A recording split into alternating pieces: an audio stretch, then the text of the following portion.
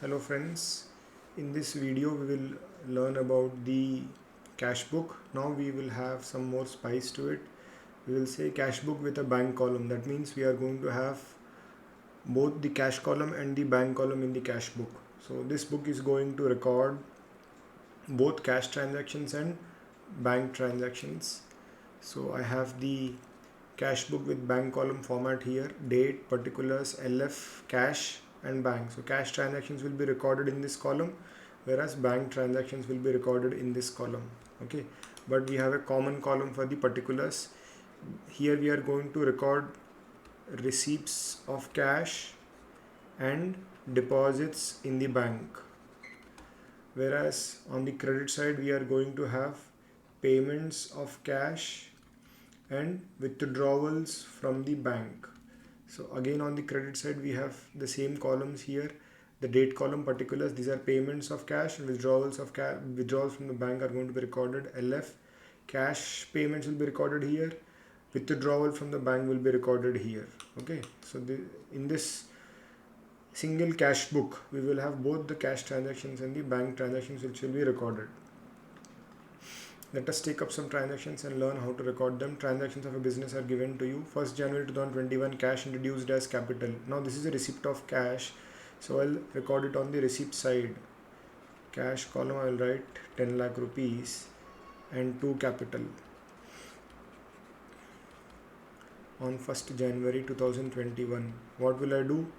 In the capital account I am going to write by cash. I am now not going to show you what will we do in the capital account. We'll focus only on the cash and bank column here.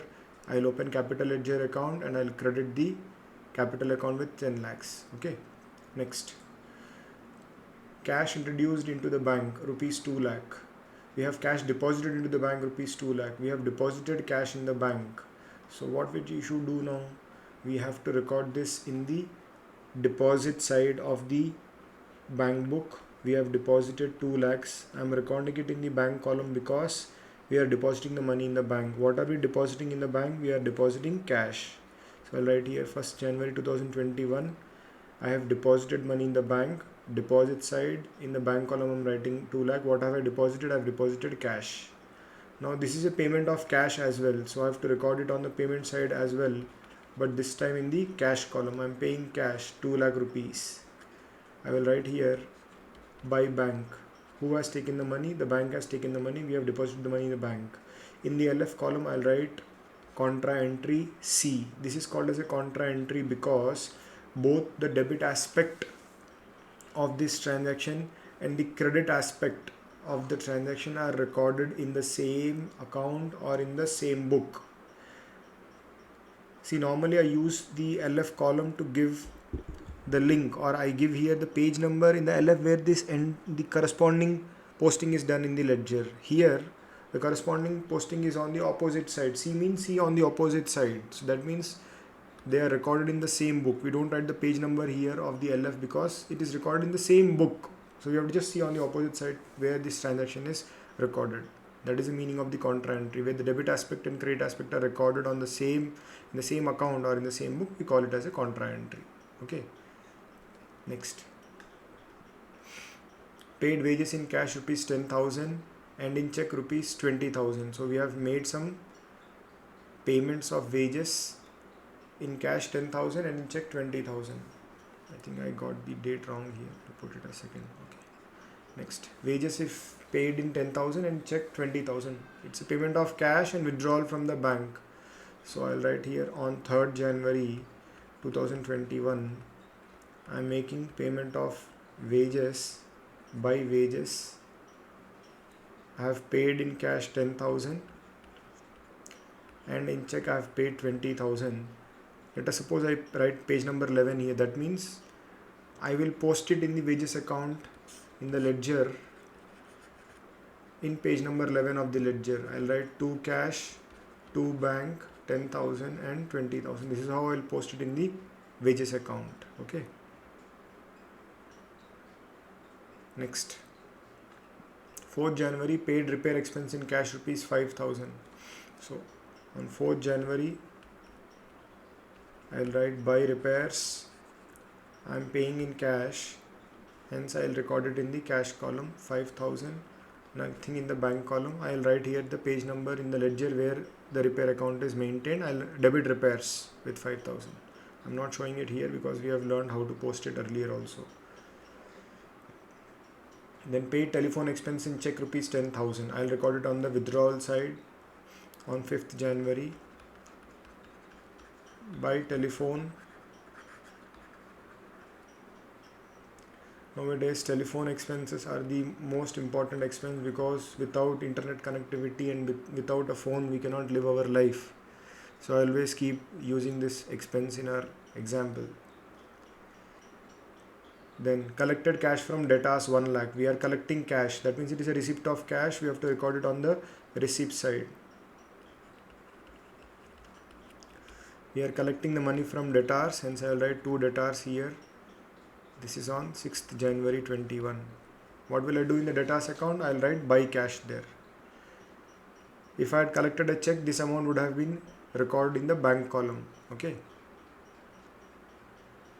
Then issued check to creditors rupees 1 lakh. We have now issued a check to our suppliers 1 lakh. Now it's a withdrawal of money from my bank account. When I issue a check, payment will be happening from my bank account. Hence I will record it in the withdrawal side of the bank column. I'll write here I am making the payment to creditors. So I'll write here by creditors. What is the date of the transaction? The date of the transaction is 7th January. I recorded it in the bank column because it was an issue of check. Okay. The next, cash withdrawn from bank rupees 15,000. How do you record it now? Cash withdrawn from bank means cash is coming into the business. It's a receipt of cash. So I'll record it in the receipt column. From where the money is coming? The money is coming from bank on 8th January. So I've recorded in the receipt side of the cash book because it's a receipt of cash. Hence I've recorded on the receipt side of the cash book in the cash column. And it is a withdrawal from the bank. Hence I have to record it on the withdrawal side of the bank book also. Buy cash in the bank column. I will write what is the amount? 15,000. Again I'll write contra entry here because both the debit aspect and the credit aspect of a transaction have been recorded in the same account. Okay. So this is how we record the cash transactions and the bank transactions, where we have a cash book with both cash column and the bank column. Okay. Now how to balance these accounts?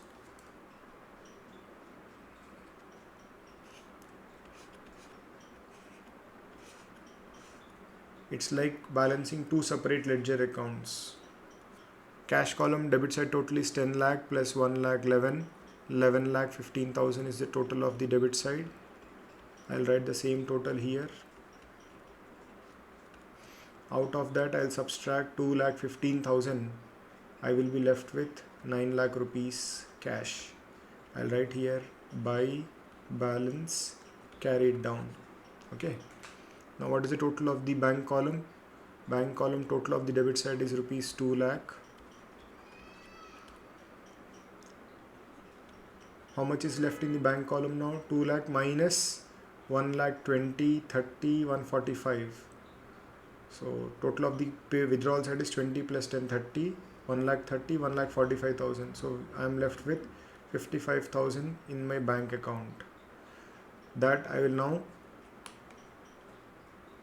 record it on the higher side now. 1st February 21. The balancing will happen on 31st January 21. To balance brought down. In cash I had 9 lakh and in bank I had 55,000. So this is how I record the transactions in the cash book with bank column. This saves further time because we are not required to maintain two separate books for the cash and the bank transactions. But if you have a lot of cash transactions and bank transactions happening simultaneously, it may be easier to maintain separate books. Thank you.